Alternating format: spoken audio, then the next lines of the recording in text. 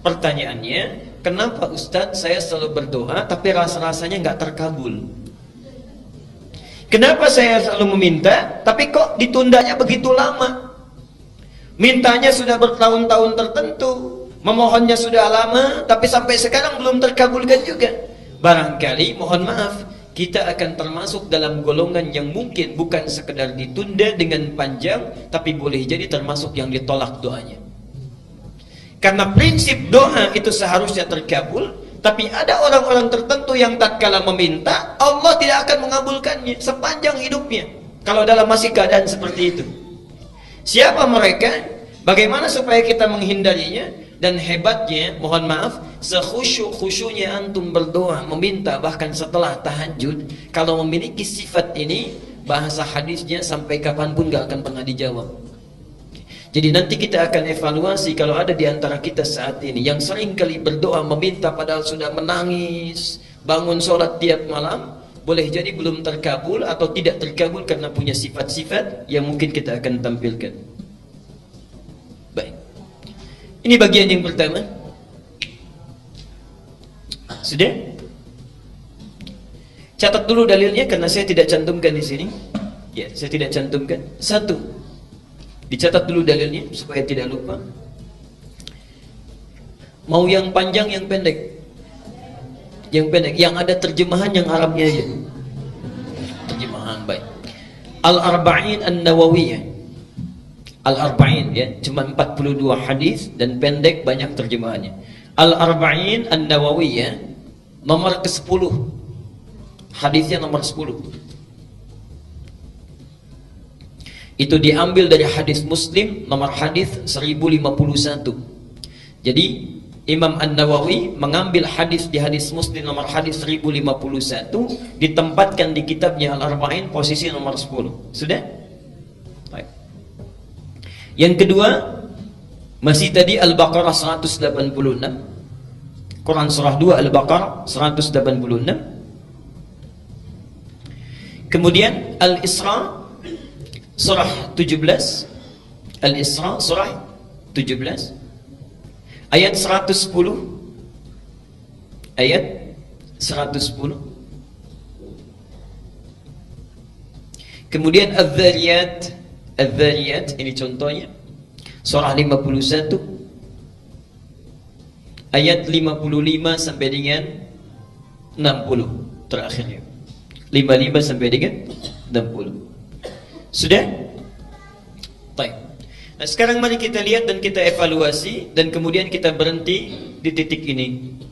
Bapak dan Ibu sekalian, di antara sunnah Nabi setelah kita tahajud, kemudian kita duduk khusyuk beristighfar, lalu memohonkan hajat kita kepada Allah Subhanahu wa taala yang ingin kita mohonkan. Nah, penting diketahui, sebelum kita memohon kepada Allah, ada sunnah Nabi yang lain terkait dengan adab-adab berdoa.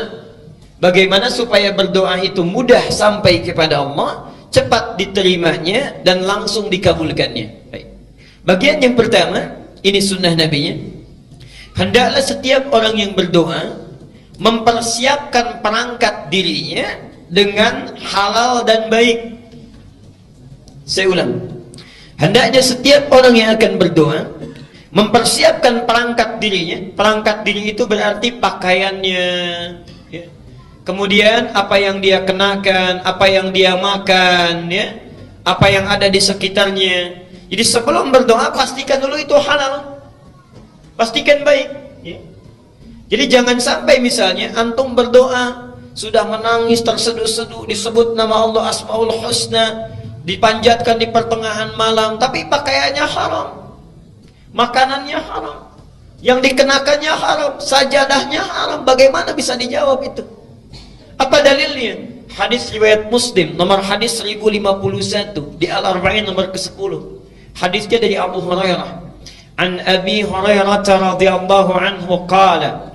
Hadis ini disampaikan dari Abu Hurairah, semoga Allah memberikan ridha kepadanya.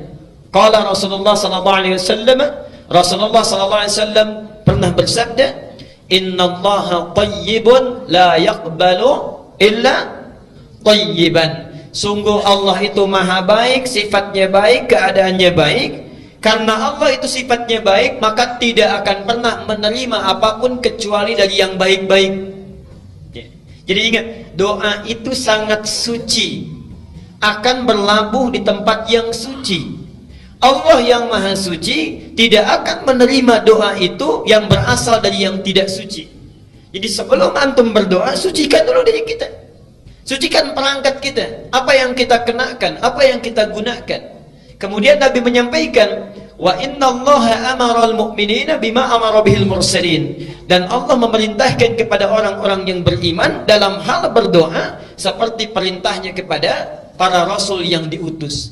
Kenapa doa disandingkan dengan iman? Ingin menunjukkan pesan bahwa satu, hanya orang yang punya keimanan yang kuat yang mau khusyuk berdoa kepada Allah.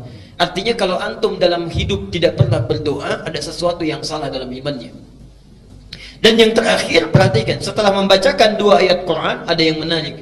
Thumma dzakara rajula, kemudian mengisahkan tentang kisah seorang laki-laki. Yutilus safar, dia menempuh perjalanan yang panjang. Di antara syarat diijabah doa dengan cepat, orang yang dalam keadaan safar. Karena itu saya sangat mohon sebesar-besarnya, kalau ada orang yang sedang safar, awas beda ya, antara safar dengan zahab itu lain. Kalau zahab itu perjalanan kurang lebih di bawah 82 km, itu zahab. Jadi kalau Bapak Ibu menempuh perjalanan di bawah 82 km, 0 sampai 82, itu zahab namanya. Zahaba yadhhabu. Ana al-yawm adhhab ila Jami' al-Azhar. Saya hari ini akan pergi ke Masjid Al-Azhar. Dekat ya? Enggak sampai 80 kilo. Itu zahab. Tapi kalau lewat dari situ, apalagi panjang sekali, sudah zona waktunya berubah, itu disebut dengan safar. Safar, orangnya disebut dengan musafir. Nah, kalau orang sudah musafir, sudah safar, berlaku beberapa ketentuan hukum. Satu, boleh dia menjama', bahkan boleh dia qasar. Lihat An-Nisa misalnya di ayat 101 disebutkan di sana, wa idza darabtum fil ardi falaysa 'alaikum junahun an taqsuru minas shalah. Kalau anda bepergian di muka bumi dengan jarak yang cukup jauh, tidak ada dosa kalau ingin mengqasar salat. Yang kedua, ini yang paling hebat, dan ini yang harus betul-betul kita renungkan dan praktekkan. Dalam keadaan safar itu, Allah akan cepat mendengar dan mengabulkan doa yang dipanjatkan. Jadi kalau Bapak Ibu sedang safar, daripada banyak membicarakan hal yang tidak perlu, lihat sana sini dikomentari, kadang-kadang menggosipkan orang lain, tinggalkan yang tidak penting. Kenapa tidak diisi dengan zikir dan doa? Barangkali cara Allah saking sayangnya kepada kita, orang lain doanya belum dikabulkan, ibu bapak dibuat safar supaya saat safar itu Allah mengabulkan doa yang belum terkabul itu. Jadi kalau ada yang ingin sedang umrah, berangkat umrah, atau perjalanan dari sini ke Jawa, ke Sumatera dan sebagainya, saat di pesawat, di kereta, di bis, ayo perbanyak doa. Barangkali itulah cara Allah untuk mengabulkan doa kita, ya. Subhanallah. Itu bagiannya yang pertama.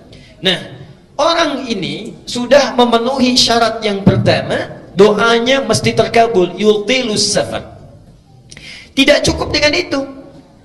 Asy'atha aghbara. Dan subhanallah, saking capeknya, sampai pakaiannya sudah kumal, wajahnya sudah berantakan penuh dengan debu. Jadi orang ini datang jauh-jauh untuk berdoa mendekat kepada Allah. Satu perjalanan yang dikabulkan, safarnya, doanya cepat dikabulkan oleh Allah, adalah perjalanan yang diniatkan karena Allah subhanahu wa ta'ala. Tapi ada satu perjalanan hebat yang bukan safar, walaupun dekat, tapi kalau kita berdoa, saat itu dikabulkan doanya oleh Allah subhanahu wa ta'ala. Itulah perjalanan orang yang menuntut ilmu. Jadi saat Bapak Ibu berangkat dari rumahnya sampai ke majlis ilmu, sampai kembali lagi, itu subhanallah, malaikat sedang menanti kita mau minta apa itu sama Allah. Saat kita meminta, malaikat mengaminkannya. Hadisnya sahih di 3 hadis utama. Hadis Muslim nomor hadis 1389, At-Tirmidzi nomor hadis 2682, Ibnu Majah nomor hadis 219, hadisnya dari Abu Darda. Ini ada orang yang jalan kaki dari Madinah datang ke Syam, ke Syria, Damaskus, ya. Sekarang Syria, Palestina, Jordania, Syria disebut dengan Syam ya, dulu. Datang ke sana karena mendengar informasi ada sahabat Nabi Abu Darda, Umar nama aslinya ya. Darda itu laki-laki perempuan. Tuh, kita sudah keliru. Laki-laki perempuan. Laki-laki tuh sudah keliru kan? Saya ulang sekali lagi. Laki-laki perempuan. Perempuan. Tahu dari mana? Pastikan dulu, kita lihat dulu sumbernya ya. Ingat, Imam Muslim pernah membuat kitab di Sahih Muslim ya, babnya namanya Kitabul Masaqat. Bab al-isnadu minad din. Kalau belajar apa-apa ditelusuri dulu ilmunya dari mana, sumbernya dari mana. Darda itu bukan laki-laki tapi perempuan. Perempuan. Jadi sahabat Nabi ini asalnya orang yang sangat kaya, punya toko banyak, melimpah hartanya. Saat Nabi datang belum masuk Islam. Singkatnya satu kali, subhanallah, singkatnya beliau masuk Islam berubah menjadi zuhud. Zuhud ya. Segala hartanya disedekahkan, mendekat kepada Allah, subhanallah. Harta yang dia kumpulkan digunakan untuk kepentingan Allah dan Rasulnya. Dan yang paling hebat ada dua hal. Satu, punya teman karib yang selalu menunjukkan kepada kebaikan. Ini contoh bagi kita. Silahkan nanti lihat di Riyadhus Shalihin, itu ada pembahasannya. Teman karibnya Salman Al-Farisi. Ada bab, Imam An-Nawawi menempatkan hadis ini, menyampaikan bab 31 kalau tidak keliru. Salman berkunjung ke rumah Abu Darda.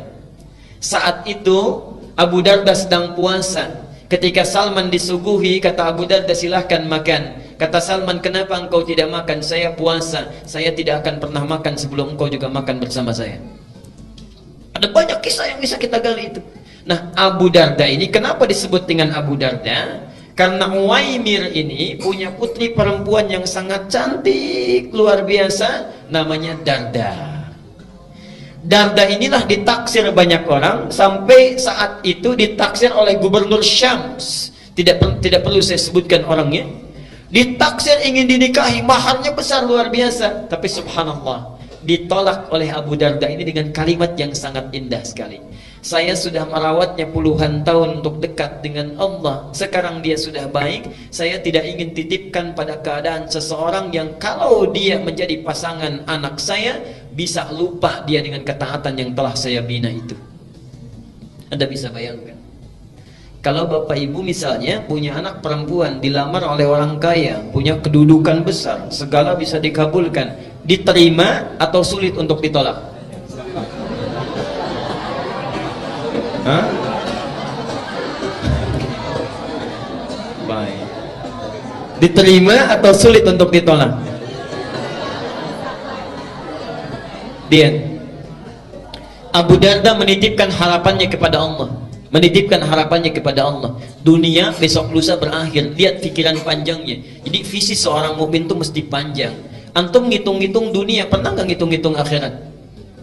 Saldo bank saya sekarang sekian, oh debitnya sekian, kreditnya sekian, saldo sekian. Pernah nggak ngitung saldo akhirat kita sekarang berapa? Ya Allah, debit saya sekarang, oh ini semalam nggak tahajud berarti nggak dapat. Ya subuhnya kesiangan berarti yang dapat pahala sekian, dosanya sekian persen. Saldonya berapa? Orang cerdas itu, makanya disebut oleh Quran tuh ulul albab. Ulul albab itu yang bukan cuma ngitung-ngitung dunia, tapi pikirannya langsung tersambung ke alam akhirat. Visinya jauh. Visinya jauh. Abu Darda punya visi jauh. Sekarang kamu jadi gubernur, bagaimana kalau sudah menikah pimpinan berganti? Jauh visinya. Dititipkan kepada orang soleh, menikah dengan orang itu, lahirlah keturunan-keturunan yang soleh. Dan subhanallah, Bapak Ibu sekalian, Abu Darda hafal banyak hadis. Di antara hadisnya ada yang tidak diketahui oleh sahabat manapun.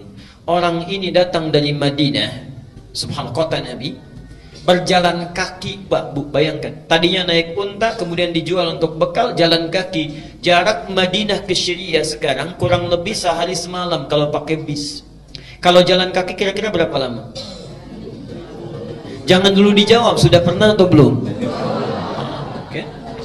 Dan jangan bayangkan situasinya seperti sekarang. Subhanallah. Datang jalan kaki, sampai di sana bertemu Abu Darda, terlihat seperti orang kecapean, kelelahan. dalam fisiknya, tapi wajahnya memancarkan senyuman. Orang ini, kata Abu Darda, ya akhil karim, a'indaka haja? Saudaraku, Anda punya keperluan apa katanya? Kata orang ini langsung singkat, padat, lugas, tegas. Uridul hadis. Saya pengen hadis. Saya dengar ada hadis yang pernah disampaikan oleh Anda, tidak dimiliki oleh sahabat yang lainnya. Uridul hadis. Saking bingungnya Abu Darda, jauh-jauh jalan kaki ke sini cuman pengen satu hadis. Kata Abu Darda ditanya, "A'indaka haja ukhra?" Apa Anda tidak punya kebutuhan yang lainnya? La, faqat uridul hadis. Tidak, saya cuman pengen hadis saja. Menjaga keikhlasannya, tidak melekatkan dengan motif yang lainnya. Uridul hadis. Subhanallah. Perhatikan, orang jalan kaki tidak ada fasilitas yang memadai untuk mendapatkan satu hadis saja ditempuh perjalanan. Untuk dapat satu hadis, antum yang fasilitasnya banyak, yang punya sepeda, yang punya motor, masjidnya bahkan ada yang di samping rumahnya, saat ta'lim fasilitasnya bagus, direkam juga, ustadznya datang sendiri, masih nggak mau tersentuh untuk ta'lim. Dengan cara apa lagi? Dengan cara apa lagi mesti difasilitasi? Dan itu bukan 1-2 hadis, kadang-kadang satu pertemuan bisa 3-5 hadis. Ada muridnya Imam Malik datang, saya ingin hadis katanya. Ditolak oleh Imam Malik, tidak. Nunggu di luar sampai bosan, kata Imam Malik pada yang bantu beliau, khadim beliau, cambuk dia katanya. Cambuk ini bukan marah, untuk menguji kira-kira masih bertahan nggak. Ketika dicambuk sampai 40 kali, dicambuk, Anda zalim kepada saya, kata orang ini. Saya sudah menjual apa yang saya punya. Jadi orang ini menjual apa yang dia miliki, kekayaannya dan sebagainya, hanya untuk menempuh perjalanan supaya belajar hadis pada Anda. Anda zalim pada saya. Baik ya. Kata Imam Malik, kalau begitu saya ingin balas kezaliman saya. Apa yang bisa saya lakukan? Berikan saya hadis sesuai dengan cambukan yang telah tadi diberikan. Jadi dicambuk 40 kali, minta 40 hadis. Begitu disampaikan 40 hadis oleh Imam Malik, kata orang ini, tolong cambuk saya lagi sebanyak-banyaknya, belum cukup hadisnya. Ada orang yang dicambuk sekedar untuk belajar. Antum tidak pernah dicambuk, dikasih fasilitasnya, bahkan hari Kamis dikasih takjilnya, dikasih buka puasanya, dikasih bukunya, dikenyangkan perutnya, ustadznya datang. Tadi ada pertanyaan, yang nggak puasa boleh buka nggak? Boleh. Gampang, di sini manhajnya sederhana. Yang nggak puasa buka, yang mau dimakan, yang puasa yang makannya. Singkat ya. Baik. Sekarang perhatikan. Jadi orang ini ketika datang langsung disampaikan hadisnya. Hadisnya tentang ta'lim. Ini yang hebat. Yang dalam perjalanan tidak mengenal jauh, dekat pun doanya dikabulkan. Man salaka tariqan yaltamisu fihi ilman sahhalallahu lahu tariqan ilal jannah. Jangan baca sampai di sini, lihat yang di Ibnu Majah. Wa innal malaikata la tadau ajnihataha ridan li talibil ilmi wa hatta al-hitana allati fil bihar. Orang yang menyiapkan dirinya menempuh satu perjalanan, salaka itu mau dekat mau jauh saya tempuh. Jadi orang yang serius menyiapkan dirinya menempuh satu jalan, yaltamisu fihi ilman. Kalimat iltamasa itu bukan sekedar belajar, menyiapkan perangkatnya supaya bisa diraba, dicatat, dilihat. Perhatikan, sahhalallahu lahu tariqan ilal jannah. Balasan pertama, Allah akan mudahkan langkahnya menuju surga karena ilmunya. Yang kedua, perhatikan, wa innal malaikata, setiap dia akan berangkat, malaikat itu membentangkan sayapnya, ridhan li talibil ilmi, memberikan ridha kepada para penuntut ilmu. Ridhanya malaikat itu punya 2 makna. Satu, memohonkan ampunan, al-istighfaru lahu. Dan yang kedua, mengaminkan doa setiap yang dimohonkan oleh para penuntut ilmu. Jadi tolong pakai ini sunnahnya. Setiap berangkat dari rumah sampai sini, sampai pulang lagi, gunakan sunnahnya. Jangan cuma di jalan lihat pohon bagus, dikomentari bagus. Lihat rumah orang-orang yang bangun, kita yang komentar. Lihat orang jalan olahraga, kita bawakan, sampaikan pada teman. Duh, orang itu ya jam segini olahraga, harusnya taklim. Udah ria tuh. Banyak yang dibawa. Kenapa kita tidak gunakan dengan zikir istighfar pada Allah? Perbanyak doa mendekat kepadanya. Subhanallah, itu taklim. Nah, orang tadi datang jauh-jauh, itu sudah cukup baginya doanya dikabulkan. Apalagi tujuannya ingin berdoa. Yang lebih hebat, yamuddu yadayhi ila sama, mengangkat tangannya ke langit begini. Thumma qala, kemudian mengatakan, ya Rabb, ya Rabb, disebut Asmaul Husna. 3 syarat doa mestinya terkabul dengan cepat. Apa kata Nabi? Fa anna yustajabu lidzalik. Gimana doa kamu bisa dijawab? Famat'amu haramun wa mashrabu haramun wa malbasu haramun wa ghudhiya biharamin. Makanannya haram, minumannya haram, pakaian yang dikenakannya haram, dan perangkat kehidupannya berasal dari yang haram. Orang seperti ini, perhatikan kalimatnya, yustajab itu bukan fi'il madhi tapi fi'il mudhari. Mudhari itu bentuknya past tense continuous future. Jadi orang ini kapanpun meminta, sesulit apapun, menangis darah apapun, gak akan pernah dijawab oleh Allah Subhanahu wa ta'ala selama perangkat hidupnya itu haram. Karena itu bertakwalah kepada Allah. Kita berhenti dulu di bagian yang pertama ini. Jadi kalau antum ingin segera dikabulkan doa oleh Allah, maka coba lihat diri kita sebelum berdoa. Ada yang haram tinggalkan, yang kurang perbaiki, yang sudah bagus pertahankan dalam kehidupan.